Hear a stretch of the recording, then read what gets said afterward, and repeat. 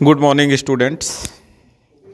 हम लोग आज फिर से उपस्थित हैं एसिड बेस और सॉल्ट्स के चैप्टर को लेकर के। प्रीवियस क्लासेस में हम लोगों ने पढ़ा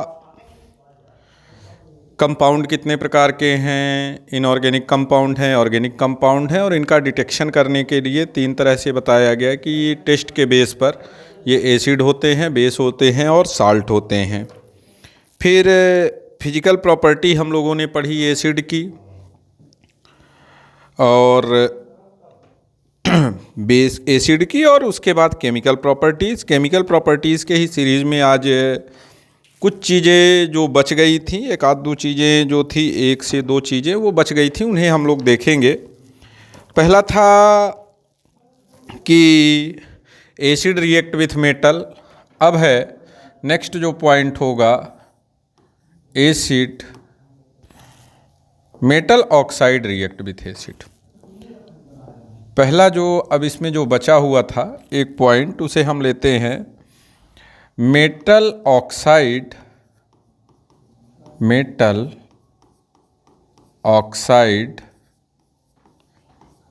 रिएक्ट विथ एसिड। क्या होता है जब मेटल ऑक्साइड एसिड से रिएक्ट करे? तो पहली चीज़ कि मेटल का ऑक्साइड कैसे बनता है। तो जब मेटल किससे रिएक्ट करे, इसमें देखते हैं पहले हम कि फॉर्मेशन ऑफ मेटल ऑक्साइड कैसे होता है। Metal oxide, for example sodium हमारा मेटल है, ऑक्सीजन के साथ रिएक्ट करेगा तो सोडियम ऑक्साइड बनेगा। कैल्शियम के साथ ऑक्सीजन रिएक्ट करेगा, कैल्शियम ऑक्साइड बनेगा। मैग्नीशियम के साथ ऑक्सीजन रिएक्ट करेगा, मैग्नीशियम ऑक्साइड बनेगा। पोटेशियम के साथ ऑक्सीजन रिएक्ट करेगा, पोटेशियम ऑक्साइड बनेगा। तो इस तरह से ये जब क्या होता है, तो मेटल ऑक्साइड कैसे बना? Metal plus oxygen, metal oxygen से रिएक्ट कर लिया और फॉर्मेशन हो गया किसका? मेटल ऑक्साइड का। अब मेटल ऑक्साइड रिएक्ट करेगा किससे? Metal oxide react with acid. तो किसका फॉर्मेशन होगा? पहला तो फॉर्मेशन होगा साल्ट का और वाटर का। देखते हैं कैसे। कोई भी जो मेटल का ऑक्साइड है, हम उसको लेते हैं sodium oxide react with sulphuric acid. तो फॉर्मेशन होगा सोडियम सल्फेट और वाटर का। Calcium oxide react with hydrochloric acid, formation होगा कैल्शियम क्लोराइड का और वाटर का। Potassium oxide react with nitric acid, formation of potassium nitrate and water. तो यहाँ पर हम देख रहे हैं कि अगर मेटल ऑक्साइड एसिड से रिएक्ट कर रहा है तो किसका प्रिपरेशन हो रहा है? सॉल्ट का प्रिपरेशन हो रहा है और वाटर का हो रहा है। अब हम लोग कुछ और एग्जांपल्स देख सकते हैं। पोटेशियम है, मैग्नीशियम ऑक्साइड है, कैल्शियम ऑक्साइड है, सोडियम ऑक्साइड है, एल्युमिनियम ऑक्साइड है। फॉर एग्जांपल अगर हम एल्युमिनियम का ऑक्साइड लेते हैं, किसका लेते हैं?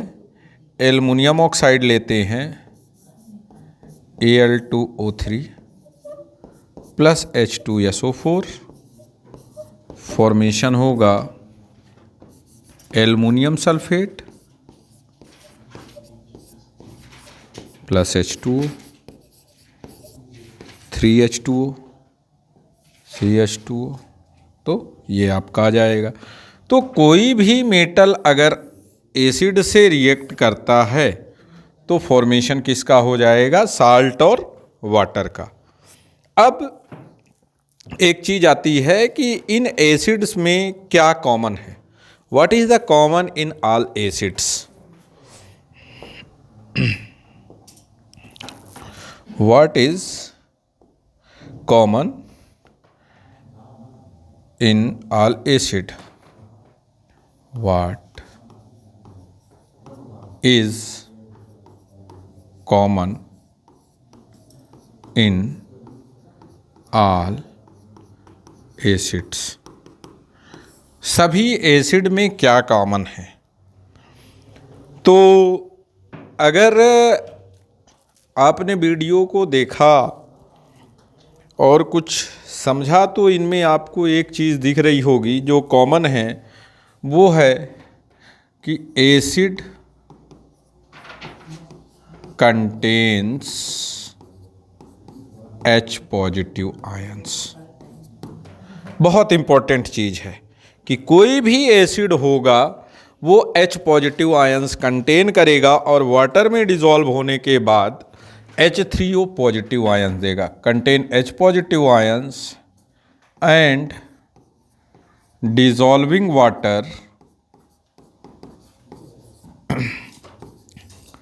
Water produced H3O positive ions, hydronium ions. Example देखते हैं, कोई भी एसिड देखें, HCl, H positive plus Cl negative. In case HCl dissolve with water, then formation of H3O positive plus Cl negative, H2SO4,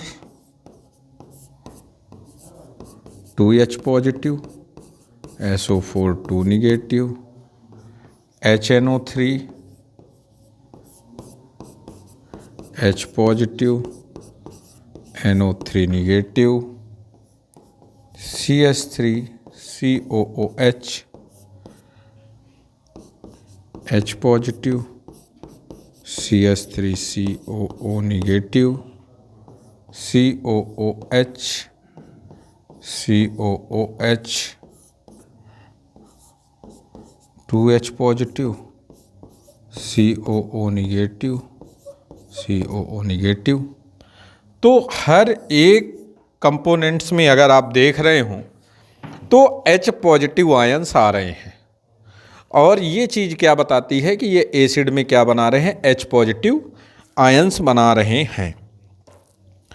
तो एसिड क्या है, ऐसे substance हैं जो कि क्या करें, अगर हम ब्रेक डाउन करते हैं, तोड़ते हैं तो H पॉजिटिव आयंस दें, वो आपके एसिड होते हैं।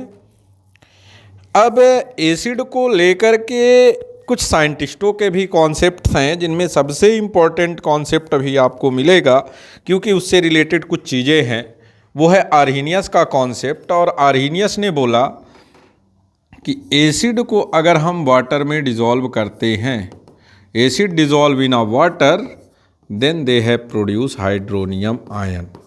और ये हाइड्रोनियम आयन कहाँ से आएगा, क्योंकि एसिड H पॉजिटिव आयन बनाते हैं। इसका एक एग्जाम्पल है अपने पास कि अगर हम एक ड्राई टेस्ट ट्यूब लें, ड्राई टेस्ट ट्यूब लें और उस ड्राई टेस्ट ट्यूब में हम क्या करें,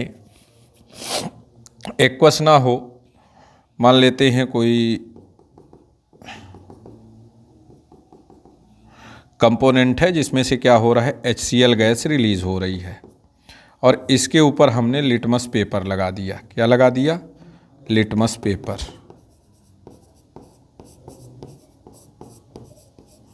तो जब वो ड्राई HCl गैस बाहर रिलीज होती है तो लिटमस पेपर पे कोई इफेक्ट नहीं होता है। लेकिन अभी हमने क्या पढ़ा, इसके प्रीवियस लेक्चर्स में हमने पढ़ा कि जो लिटमस पेपर होता है, जब एसिड बाहर आता है या एसिड निकलता है तो वो लिटमस पेपर क्या कर देता है, ब्लू लिटमस को रेड में कन्वर्ट कर देता है एसिड। तो यहाँ पर जो लिटमस पेपर हमने लिया और HCl जो था, हाइड्रोक्लोरिक एसिड था, वो इफ़ेक्ट नहीं कर रहा है, HCl ड्राई है और वो इफ़ेक्ट लिटमस पेपर पे नहीं कर रहा है। तो इसको लेकर के आर्हेनियस ने बताया कि यहाँ पर एक्वस मीडियम में वाटर के पार्टिकल्स प्रेजेंट नहीं हैं, हाइड्रोनियम आयन प्रेजेंट नहीं है, इसलिए HCl इफ़ेक्ट नहीं कर रहा है। अगर यहीं पर क्या होता, थोड़ा सा HCl वेट होता, ड्राई की जगह पे हाइड्रोक्लोरिक एसिड क्या होता, वेट होता, तो वो blue litmus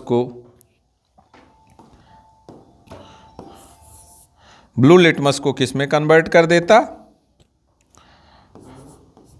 blue litmus paper को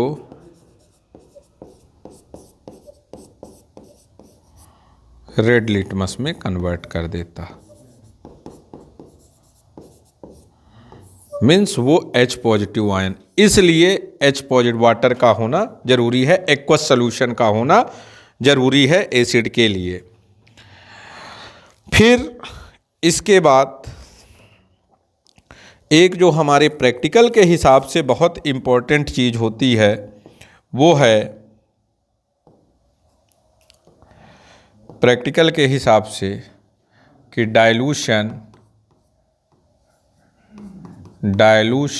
ऑफ एसिड इज एन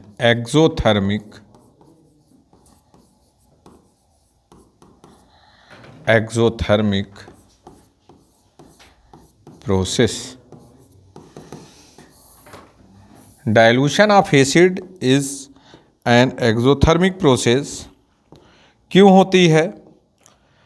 तो नॉर्मल सी चीज़ है कि अगर हम पूछते हैं कि एक कंटेनर हो, फॉर एग्जांपल बात करते हैं कि हमारे पास एक कंटेनर है, दो कंटेनर ले लेते हैं। एक में हमारे पास क्या है, एसिड भरा हुआ है, और कैसा एसिड है, कंसंट्रेटेड एसिड है, कंसंट्रेटेड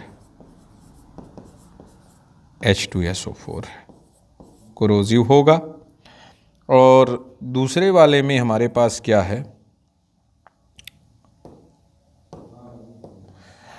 इस कंटेनर में हमारे पास वाटर है,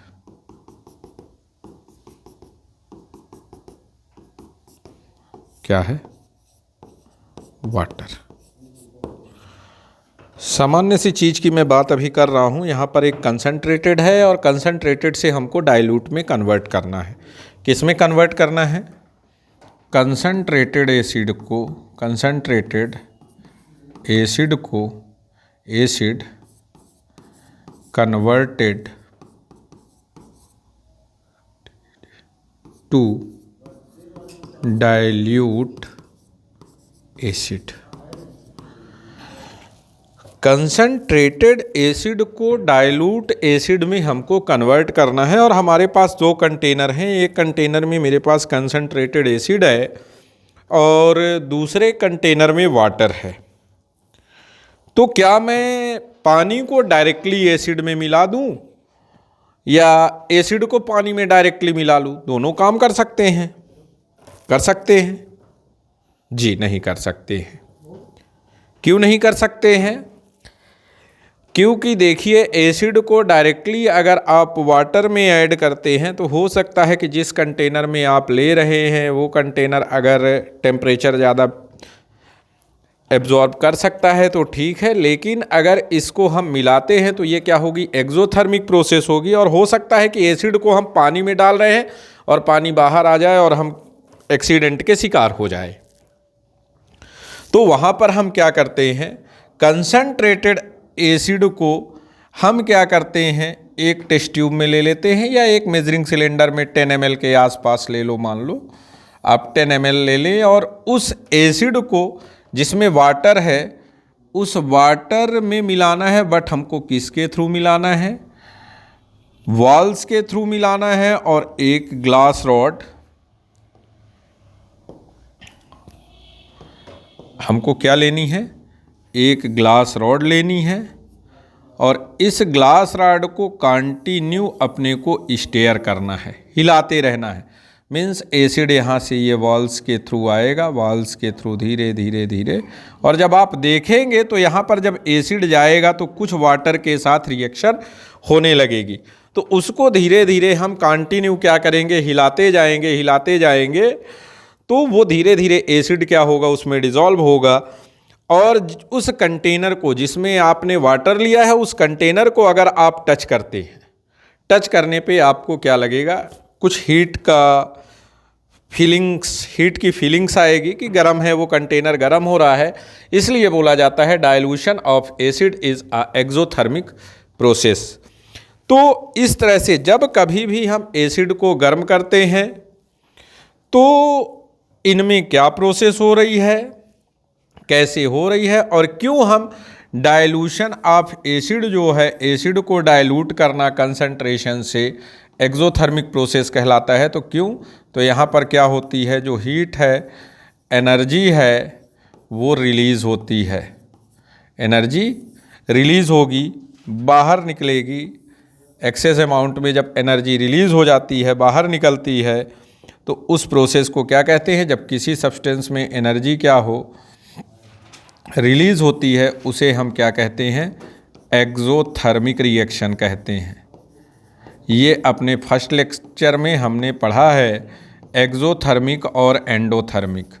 तो एक्सोथर्मिक जब कोई भी प्रोसेस हो और जिसमें एनर्जी रिलीज़ होती है, बाहर निकले केमिकल रिएक्शन के बाद, तो वो एक्सोथर्मिक। तो डाइल्यूट करने पर एसिड को जो होती है हीट, एनर्जी बाहर निकलती है, इसलिए डाइल्यूशन ऑफ एसिड क्या कहलाता है, एक्सोथर्मिक प्रोसेस कहलाता है। अब नेक्स्ट लेक्चर में हम लोग पढ़ेंगे बेस के बारे में, बेस की क्या प्रॉपर्टीज़ हैं, फिजिकल, केमिकल, और बेस के और रिएक्शंस पढ़ेंगे। तब तक आप चैनल को देखते रहिए, लाइक करिए, सब्सक्राइब करिए।